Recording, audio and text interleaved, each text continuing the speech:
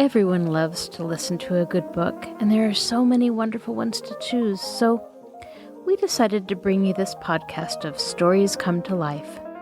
Each episode features a story from either classic or modern literature, especially chosen to be interesting and exciting to hear. So sit back, relax, and listen to this story come to life. Welcome to Stories Come to Life. I am your host, Kathryn Lopez Luker.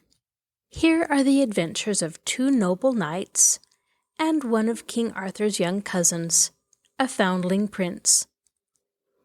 Sir Gawain and Sir Tristram both find the ladies of their dreams, and oh, the amazing, magical, and astounding adventures that King Arthur and his knights undertake in order to help the foundling prince find and win the hand of the lovely Princess Olwen. King Arthur really will do whatever he needs to do to keep his word to the people. Now sit back, relax, and listen to this story come to life. King Arthur and his Knights.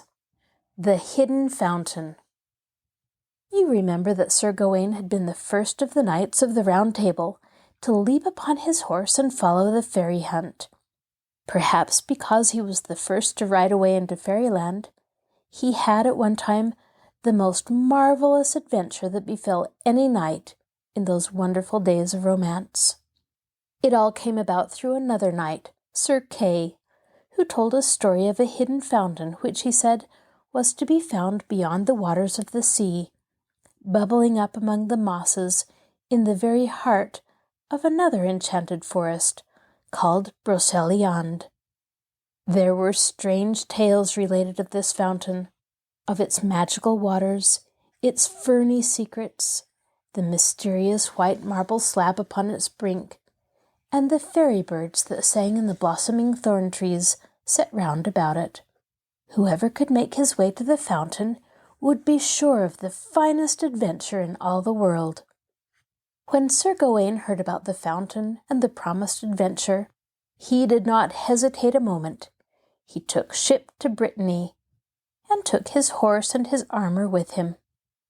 When he landed, he mounted, and rode away over the moors and through the villages until he reached Broceliande.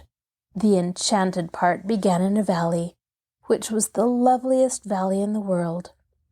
Every kind of wildflower grew there, and a sparkling stream splashed and bubbled amid the sunlit stones. Sir Gawain followed the stream until he reached a castle which shone like silver, while below it splashed a waterfall in which its bright towers were reflected. At the door of this castle stood two beautiful boys dressed in yellow satin, with gold crowns on their heads and gold shoes on their feet, gold daggers in their belts, and white ivory bows in their hands.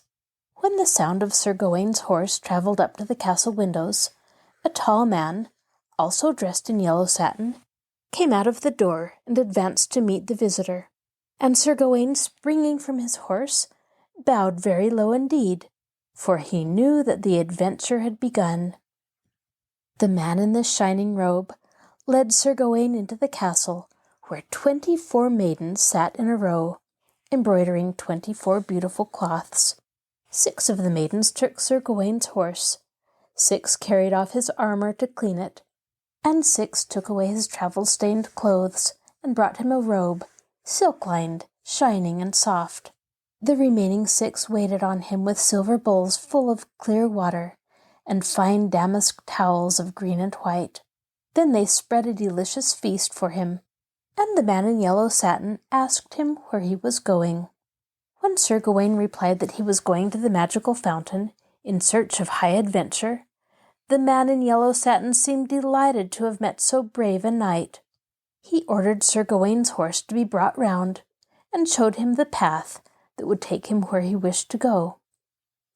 Sir Gawain rode off bravely in his bright, newly burnished armor, and presently came to a sheltered glade with a mound in the center, where sat an enormous black man, with only one eye set right in the middle of his forehead, holding an iron club in his right hand.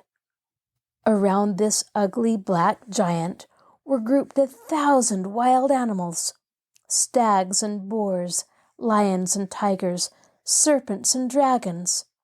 Sir Gawain was very much startled, but he spurred his horse on through the crowd of fierce growling beasts, and riding straight up to the one-eyed black giant with the club, asked him with a great air of boldness the way to the fairy fountain, where a wandering knight could find the highest of all high adventures.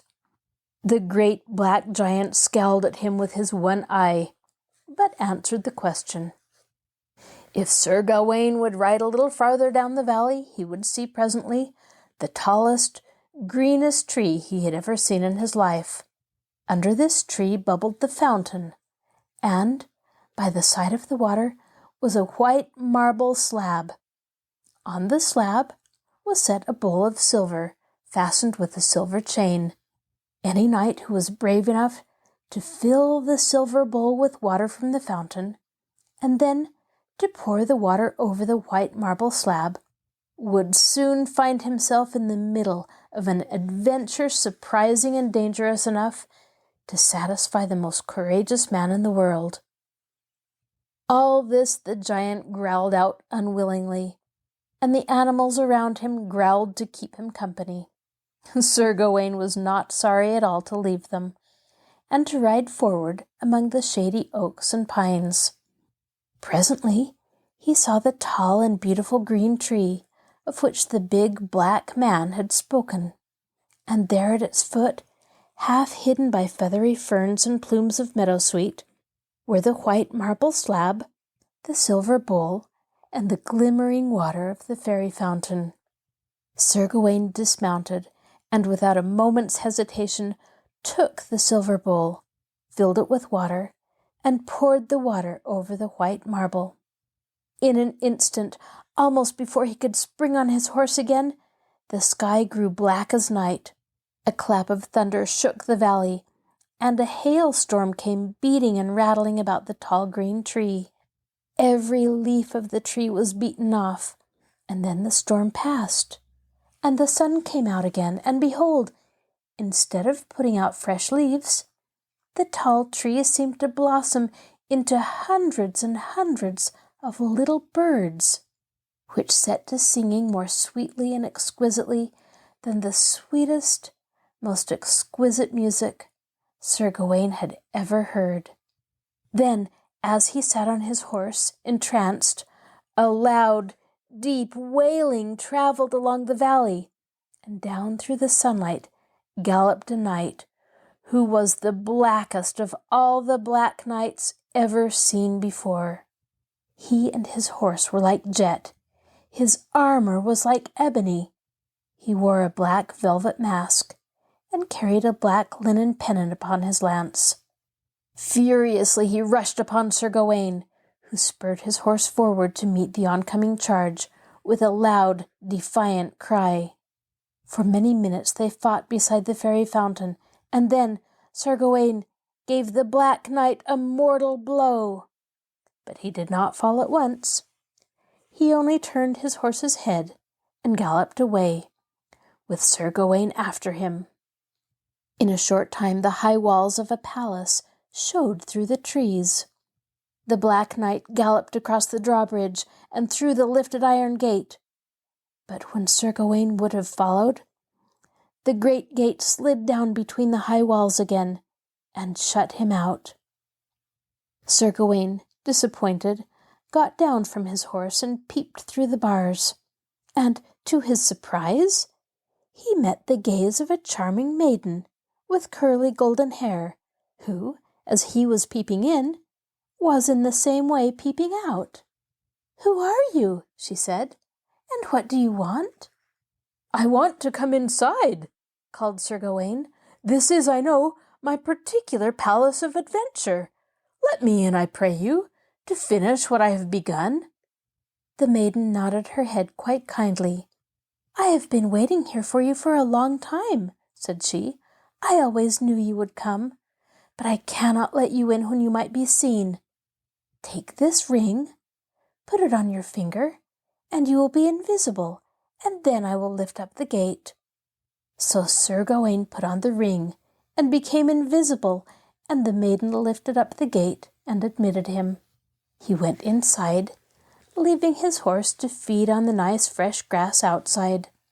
The maiden, who he saw now, was dressed like a page, in pretty boyish clothes, bade him follow her, keeping his hand upon her shoulder, for not even she could see him while he wore the ring. She led him to a wonderful gilded and painted chamber, where he took off the ring, while the maiden kindled a fire, spread a silver table with golden plates, and gave him a delicious supper. When he had finished, she bade him listen to sounds of wailing that were coming up from below. "The lord of the castle is dead," said she. "He was the Black Knight of the Fountain, and has died from your blow. But it was always told that his lady should marry one of King Arthur's knights. You must be he." "Yes, I must be he," cried Sir Gawain. "This is my high adventure, I know. Fair maiden, let me see the lady." "Peep through that little grating, and you will see her in the hall below," said the maiden, preparing to clear away the golden plates.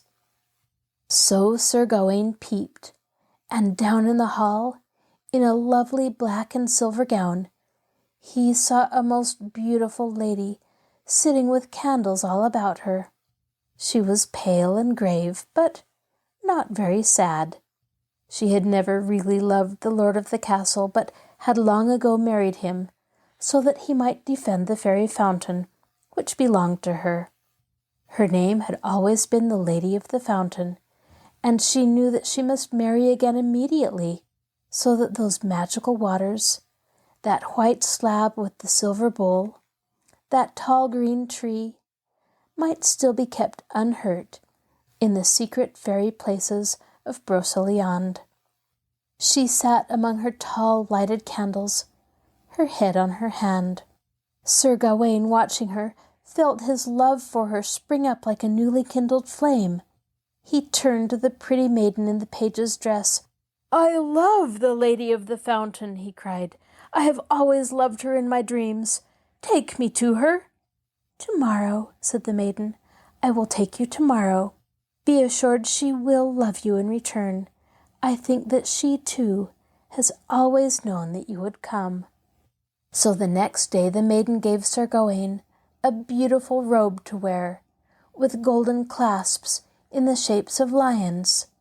He looked very royal in it as he strode down the corridors of the castle into the presence of the Lady of the Fountain, who was sitting without any candles this morning, thoughtful and all alone.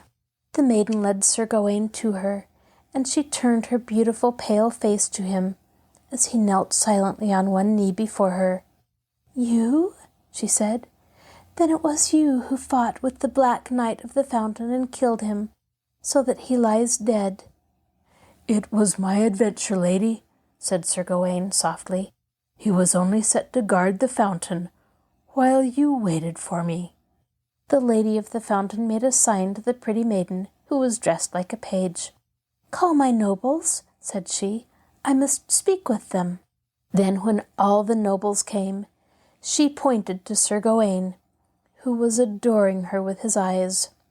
"He has shown himself the strongest knight we have ever known," said she. "Tell me, for it is for you to decide, shall he guard the waters of the fairy fountain for me, and for all of you?" The nobles, who knew that Sir Gawain had conquered in a fair fight, said that he should, and then the lady stood up on her raised throne, walked down the steps, and gave Sir Gawain her hand. "Be it so," said she. "Be faithful in your charge, Sir Gawain, and keep the fairy fountain and the tall green tree safe under the sun, the rain, and the stars, forever." Sir Tristram's Tragedy. Sir Tristram was born in a country called Lyonesse, and his mother was a great queen who died when he was only a few hours old. After some years, the king, his father, married again and had more children, handsome little sons and pretty little daughters, but their mother, Tristram's stepmother, was very jealous of the prince, who was the child of her husband's first wife, and she tried to poison him. When the king found this out, he was very angry and ordered the wicked stepmother to be burned. But little Tristram burst into tears when he was told of this terrible punishment. He ran to the king his father, and kneeling at his feet, begged and prayed that his stepmother's life should be spared. So the king pardoned her, although he could never love her again.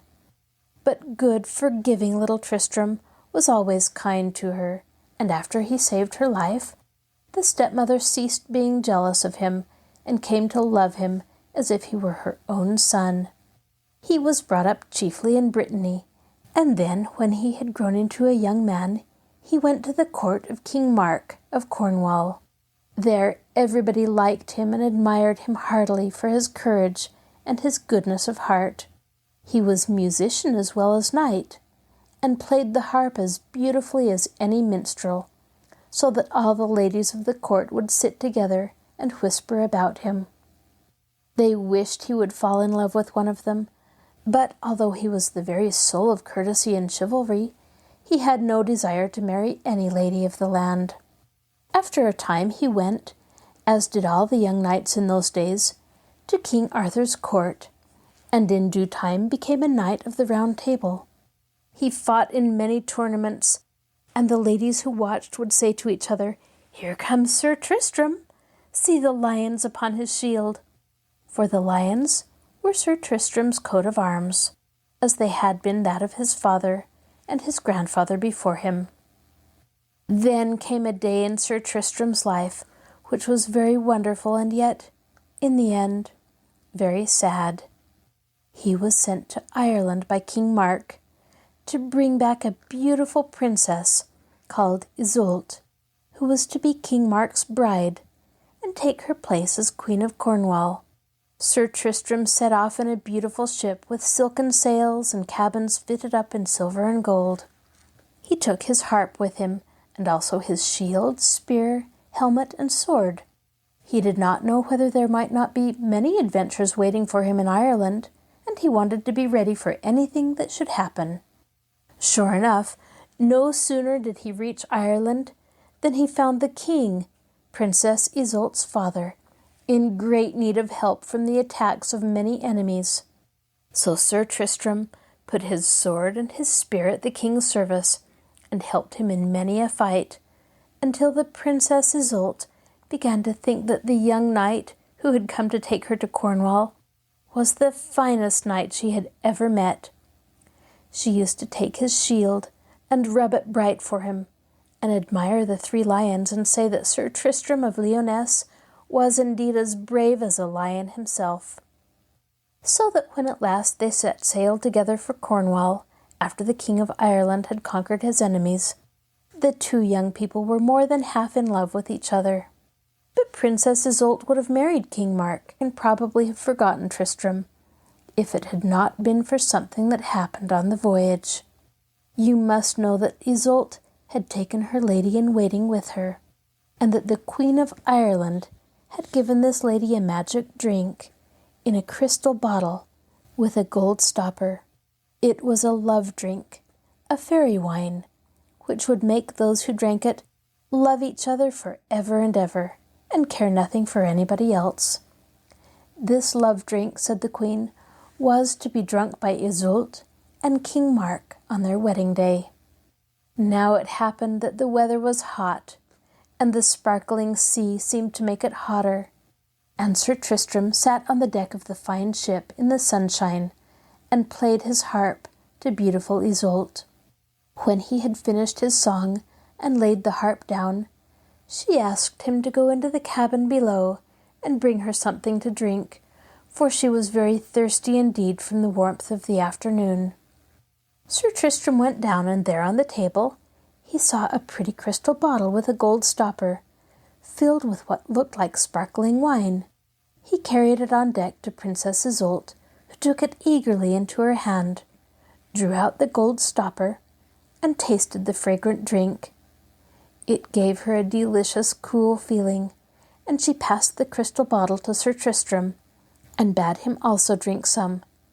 He did so, and then they looked at each other in amazement and rapture. They had drunk the fairy drink together, the drink which had been intended for Isolde and King Mark upon their wedding day. Sir Tristram did not speak, but he took up his harp, and he played and sang the most beautiful and yet the saddest love song that was ever composed. Isolde sat with her lovely face hidden in her white hands, and her dark hair shining like polished ebony in the sunlight. The breeze rustled mournfully in the sails of the ship, and the waves had a sorrowful sound in them, as if the very mermaids and water nymphs were weeping for poor young Sir Tristram and sweet Princess Isolde, for never, never had two lovers felt love like that which had been hidden in the fairy drink, and which could not end in a happy marriage, because Isolde was the promised bride of King Mark. So Tristram took his dear princess to Cornwall, and she was married with great royal rejoicings. And her sorrowful knight went away, and had many great and fine adventures for her sake. But they could never forget what they had felt when they drank the fairy drink, and remained faithful to each other until they died. And some people will tell you that they died on the same day, and that their bodies were laid side by side, and that out of their graves grew two fair climbing roses, which waved twined together in the sunshine, and dropped red and white petals to mingle softly upon the mossy ground. The Foundling Prince. One of King Arthur's cousins was a little prince who had been found in a pigsty. The swineherd who found him, however, knew well enough that he was a prince, and took him up to the king's palace, where, after a little time, the king acknowledged him as heir to the kingdom. The prince's own mother was dead, but his stepmother, who was very fond of him, was determined that he should marry well. So when he was grown up, she told him that only one princess in the world was worthy of him, and that was the Princess Olwen. The Foundling Prince, everybody knew him by this name, immediately determined to marry the Princess Olwen, and set off to King Arthur's court to ask him for her hand as a kingly favour. For in those days, anybody who wanted anything hurried off to ask King Arthur to give it to him. The prince rode on a fine black horse, with a saddle and bridle of crimson and gold. When he reached King Arthur's palace, the doorkeeper thought he had never seen so fine a man, and admitted him almost immediately. The Foundling Prince begged the king to give him the hand of the Princess Olwen, and the king said he would gladly have consented, had he ever heard of her. As he had not, he sent out messengers, who spent 12 months in looking for her, but were no wiser on the last day of the year than they had been on the first. In great disappointment, the Foundling Prince called Arthur a promise-breaker, and said he would go home, taking the king's honour with him. But this could not be allowed. King Arthur was too great a king to permit even a Foundling Prince to go home disappointed and empty-handed. He summoned the bravest and strongest of his knights and warriors, and bade them set off with the prince in search of the Princess Olwen. So this wonderful band of strong and brave men rode away into the country, and after some weeks of travelling, saw a great castle in the distance. Just as they arrived within call of it, they came upon an immense flock of sheep in charge of a shepherd. So they rode up to him, and asked him to whom the castle belonged. He answered that it belonged to the father of the Princess Olwen. Then these warriors from King Arthur's court said that they had come to take the Princess Olwen to the king, whereupon the shepherd told them that other strong and brave men had gone into the castle on the same quest, but that none had come out alive.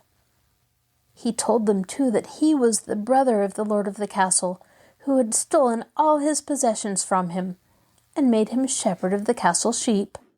Then the Foundling Prince gave him a ring, which the shepherd took home and showed to his wife, who was very much pleased and excited, for the ring was a family treasure, and she knew by what her husband had told her that her own sister's son was near at hand. As she was talking to the shepherd about the ring, all King Arthur's messengers rode up to the house with the Foundling Prince in the middle of them. The shepherd's wife greeted them and showed great joy at meeting with her nephew.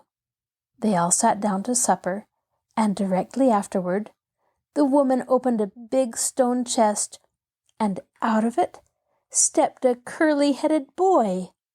He was, she explained, the only son left to her out of 24. The cruel lord had killed the other 23, and she was obliged to hide this one in the chest to keep him safe. This shows what a dreadful man the father of the Princess Olwen must have been. Then the shepherd's wife told her visitors that sometimes the Princess Olwen came to the cottage to wash her beautiful auburn hair, and that if a message were sent to her, she might come that very night. So a message was sent, and sure enough, the princess came. Her hair was indeed beautiful, and her skin was as white as the petals of the wood anemones. She wore a white dress, adorned with medallions of apple green, and her flowing sleeves were apple green also, and wherever her footsteps fell, 4 white clover heads grew.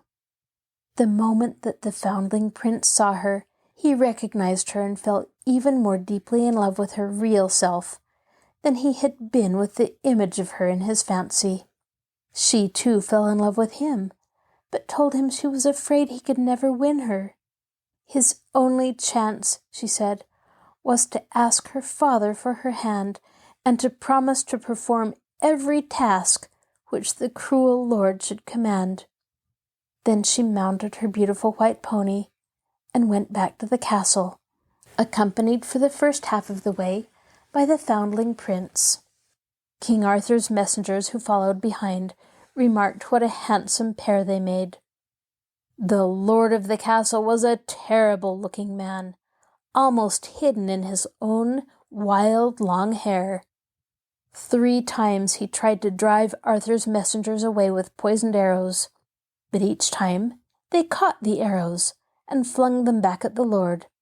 So at last, as he was very badly hurt by the arrows, he bade them declare their desire. Then Arthur's warriors put the Foundling Prince in a chair opposite the great chair in which sat the cruel lord, and the two began to argue, one against the other. "You must root up the whole of that hill yonder," said the father of Princess Olwen. "You must plough it and sow it in one day, and in one day the wheat must grow and ripen. Of that wheat only shall bread be baked for my daughter's wedding. All this must be done in one day." "It will be quite easy for me to do this, though you may think it difficult," answered the Foundling Prince, remembering what Olwen had told him about promising to do all that he was asked, though he saw very little chance of keeping his word. "This may be easy, but there are other things that you cannot do. Only 2 men in the world can till the land and rid it of stones. Neither of these will come for you, and you will not be able to make them. Another man has in his possession the only oxen that can possibly draw a plough over such wild country. He will not give them up to you, and you will not be able to get them. When I first met Olwen's mother, 9 bushels of flax were sown, and from the seed not a blade came up. I require you to recover the flax and to sow it again in the wild land, tilled by the men who will not come, and ploughed by the oxen you cannot get. When the flax has grown, it must make the linen for the headdress my daughter is to wear at her wedding." "It will be perfectly easy for me to do all these things," cried the Foundling Prince valiantly, "although you do not think it is easy." "You may be able to sow the flax and to reap it in time for the linen headdress to be made, which my daughter is to wear at her wedding," said the lord of the castle. "But there are other things you certainly cannot do, yet I require that they be done. I want honey that is 9 times sweeter than comb honey, to put into the marriage drink, and I must have the famous cup of which so many stories are told, to hold this sweet draught of wine. Then I will eat out of no dish at the wedding supper, but only out of the basket of plenty, into which any man in the world may dip his hand and bring out the food he likes best. Also, you must bring me the fairy horn, and the fairy harp, and the fairy cauldron, of which all the world has heard tell. The fairy horn will pour out the wine, the fairy harp will play without a musician, and in the fairy cauldron meat may be boiled without a fire. Then I must certainly wash my head and shave my beard for the ceremony, and I can shave only with the great boar's razor. Nor can I spread out my hair in order to wash it, unless I have blood from the jet black witch. Ha!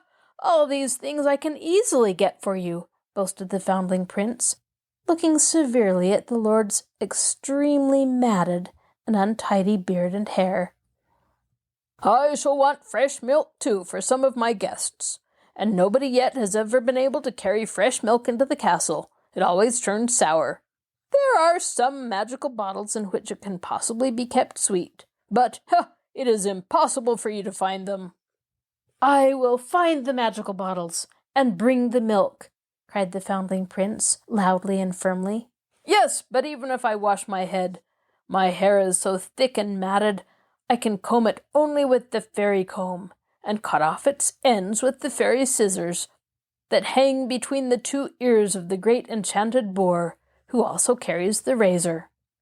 Ha! It will be perfectly easy for me to hunt the great enchanted boar and bring you the comb and scissors as well as the razor, shouted the Foundling Prince at the top of his voice. In order to do so, you will want the fairy hound, and the fairy leash to hold him, and the fairy collar and chain, and the great huntsman, whose name is Mabon, who was stolen from his mother when he was 3 days old, and has been lost ever since. Whatever else you can do, you can certainly not find Mabon. It will be the easiest thing in the world for me to find Mabon. What else is there for me to do? Demanded the persistent lover of the Princess Olwen. It appeared that there were various other things for him to do, one of which was to persuade King Arthur to join in the hunt after the enchanted boar with the razor, which was fastened to its tusk, and the comb and the scissors between its ears. The lord of the castle was quite sure that King Arthur would refuse to do any such thing, but the Foundling Prince knew better. His last task of all was to bring Olwen's father the sword of a terrible giant. This giant could be slain only by his own sword, and would certainly kill anyone who tried to steal it from him. But the Foundling Prince was not daunted even by the thought of the giant. My lord and kinsman, King Arthur, will obtain all these marvels for me, he cried fearlessly. I will have not only your daughter, O great lord with the unkempt hair, but I will also have your life. So saying, he departed from the castle, and all King Arthur's warriors departed with him. They journeyed for a whole day, and in the evening arrived at another castle, where a giant who was as black as ebony met them at the gate. When they asked him whose castle it was, he said that it belonged to the giant with the mighty sword, and nobody who went into it ever came out alive. In spite of that, Arthur's warriors went on and knocked at the door. The porter who sat inside called out to them that nobody could be admitted unless he could do something nobody else could do so well. Whereupon Sir Kay, who was among the warriors, answered that he was the finest polisher of swords in the world. The porter carried this news to the giant, who replied that his sword very badly needed polishing, and ordered that Sir Kay should be admitted. So Sir Kay was led into the house, and the sword was given into his hand, and, after polishing it and making it very sharp, he slipped behind the giant and cut off his head. Then all the warriors rushed into the giant's castle and took the gold and silver that were hidden in it. With this treasure and with the great sword they travelled back to Arthur's court and told him the whole story. And when Arthur heard of the other marvels that had yet to be performed, he asked which of them had better be undertaken first. In answer, the warriors told him that it would be best for him to find Mabon, the lost huntsman, who was stolen from his mother when he was just 3 days old. Now, of course, Mabon had been stolen by the fairy people, and only the fairy people would be able to tell of his hiding place. Very close to the fairy people lived the birds in the trees, and the stags on the mountains, and the salmon in the rivers. So first of all, warriors went in search of the talking blackbird. They found the blackbird flying about a glen, and when they asked her where Mabon could be found, she said she would show them the way to a certain fairy stag, who might be able to help them, as he was many years older than she. So off they set to find the fairy stag. When they found him, they told him that they were messengers of Arthur, and that they were seeking Mabon, who had been stolen from his mother when he was 3 days old. The stag answered that he did not know where Mabon was, but that there was an owl who was much older than he, and who might possibly be able to answer their question. As they were Arthur's messengers, he added, he would lead them to the owl. Once more they formed a procession, with the stag and the blackbird in front, and moved on over the hills till they found the fairy owl. But the owl could not tell them where Mabon had been hidden. All he could do was to lead them to another bird, still older than himself, the great eagle of the crags.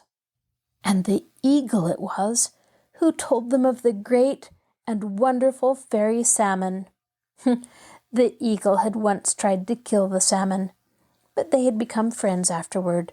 And so, when the mighty bird led Arthur's messengers to the mighty fish, the salmon answered that he knew where Mabon was, and he took 2 of the messengers upon his wide silver shoulders, and swam up the river with them to the stone walls of an old city.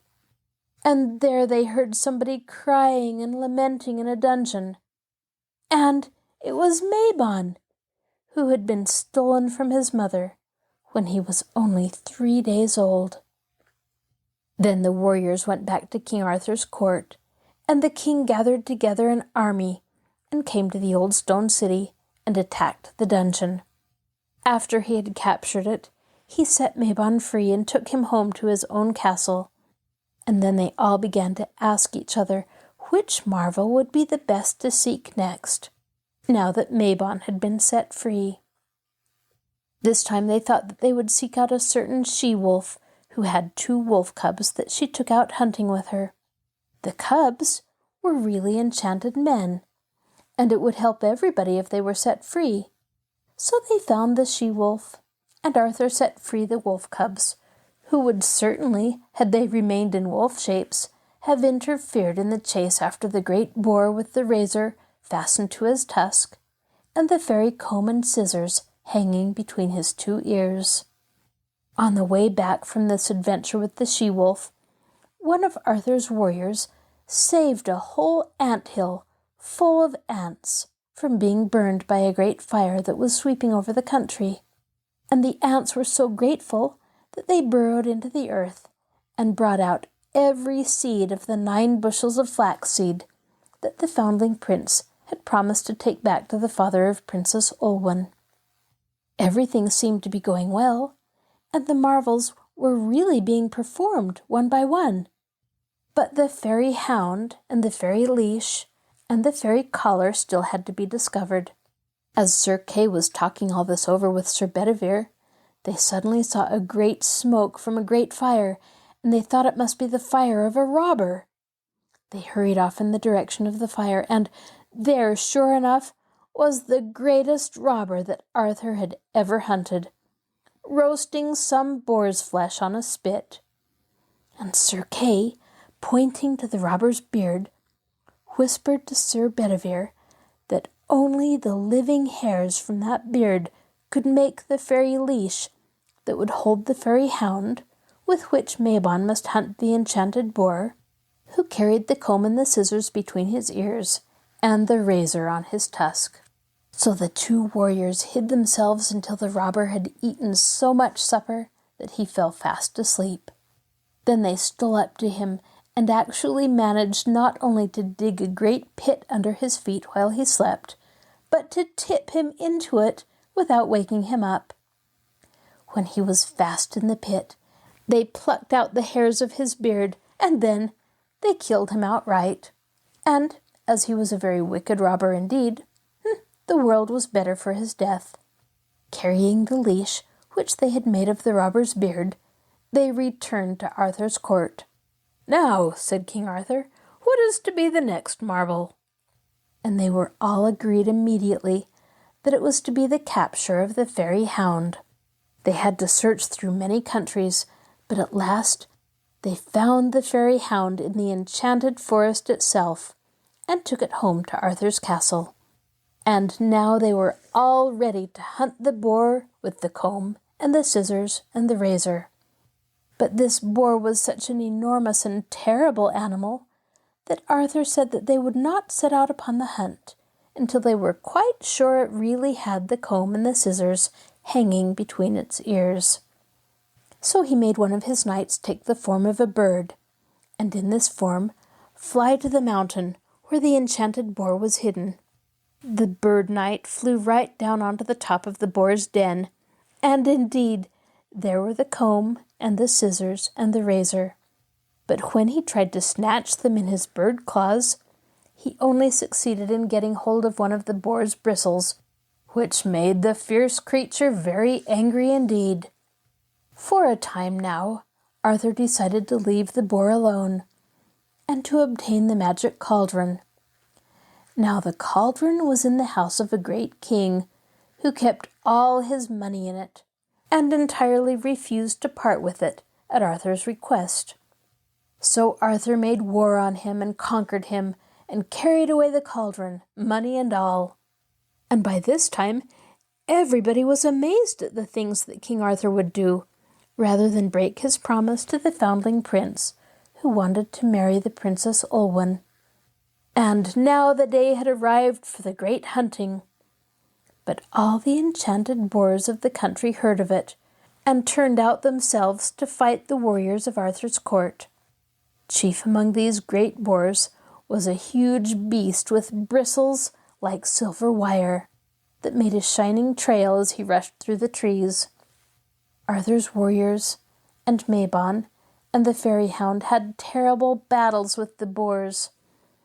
But at last the great beast with the comb and the scissors and the razor was driven into the river, not far from the very city where Mabon had been found by the two knights, who rode on the shoulders of the fairy salmon. Then, while the huge creature lashed the water, Mabon himself sprang upon it, and snatched the razor from its tusk, and hid it under his shirt. But nobody could reach the comb and the scissors until a very brave warrior followed Mabon into the water, and managed to get hold of the scissors. However, before either man could secure the comb, the boar scrambled out of the water and galloped off, never stopping for at least 100 miles. Then King Arthur himself set off after it with a whole host of knights, and at last they overtook it, and after a terrific fight, got possession of the comb, while the enchanted boar was driven into the ocean and was never seen again. Then King Arthur and his warriors took a short rest, after which the king asked if there were still any more marvels to be performed. And his knights answered that the blood of the Black Witch had yet to be obtained. So the king set off in search of the Black Witch, and found her hiding in a cave, and she nearly killed 2 of the warriors the moment they entered her hiding place. But King Arthur instantly took his sword, and leaped into the cave and cut the ugly witch in 2. And one of his attendants took the fairy blood and put it into a fairy basin to take to the father of the Princess Olwen. Now as Arthur's messengers had secured the witch's blood, and the magic razor, and the fairy comb and scissors, they thought that the other tasks might wait a while, and they all went back to the horrible lord's castle with their spoils. They sprinkled his hair and beard with the witch's blood, and then, in spite of his struggles, cut both of them off, and shaved him as clean as an ivory ball. Then, as the loss of his hair and beard made him quite helpless, they found it easy to chop off his head with the giant sword. Whereupon they took possession of the castle and all the gold and silver and jewels that were hidden in it. As the father of the princess was dead, there was really no need now to trouble about the other marvels that he had declared were to be performed for her wedding day. The Foundling Prince therefore married her without performing them, and he and his bride, and Arthur's knights and warriors, made festival for at least a week in the castle. And for hundreds of years afterward, all the old folk of the countryside would tell of the marvels which were performed at the command of good King Arthur, in order that the Foundling Prince might marry the Princess Olwen. Nobody rejoiced more at the performance of the marvels and the success of the Foundling Prince than did the blackbird and the stag, the owl, the eagle, and the salmon, all of whom had helped Arthur's knights to discover the place where Mabon was kept in prison. These fairy animals, as you know, were very, very old, so old that they could hardly remember the time when they were young, and they had lived among the mountains and the valleys for hundreds of years. The blackbird judged of time by a smith's anvil, near which she always built her nest. No smith had worked at the anvil since she came there, but every evening she had sharpened her beak upon it, and by the time Arthur's messengers came, the anvil had been worn down to the size of a nut. As for the stag, he had sheltered each night under an oak sapling, and had watched it grow into a great oak with 100 branches, and then wither away and die. But the owl, who was much, much older, had come when the whole valley was a wooded glen, and had seen a race of men root up the trees and plant others, and their remote descendants, and again theirs, do the same, so that the wood in which the owl was now sheltered was the fourth wood. As for the eagle, he had sat for hundreds of years upon a crag, once so high that he could peck at the stars, and which was now but a yard above the ground, while the salmon had been speared with 50 spears, which he carried about in his silver back, until the eagle pulled them out for him. Everybody in those days knew the stories of the owl and the blackbird, the stag, the eagle, and the salmon, for these fairy animals had relations who lived in the enchanted forest, and the stag was first cousin to the white stag of the fairy hunt. There is little doubt that Merlin had ridden upon his back of a moonlit night, followed by the beautiful hinds and fawns. As for the salmon, he was the most wonderful of all of these old, old creatures, and the reason why he had so many spears in his back was because many hunters had sought for him in the rocky pools, and thrust their long spears into him to try to bring him to land. But he had always broken away, for he was the greatest fairy salmon living, and knew most of the secrets of the world. The fishes caught by the rich fisher were the children and grandchildren and great-grandchildren of this salmon, and King Arthur knew very well what a wonderful thing it was that such a mighty and mysterious fish should have given his help toward enabling the Foundling Prince to marry the Princess Olwen. This is your host, Kathryn Lopez Luker. Thank you for joining us for this episode of Stories Come to Life. Be sure to join us next time when we continue to listen to stories of King Arthur and his knights.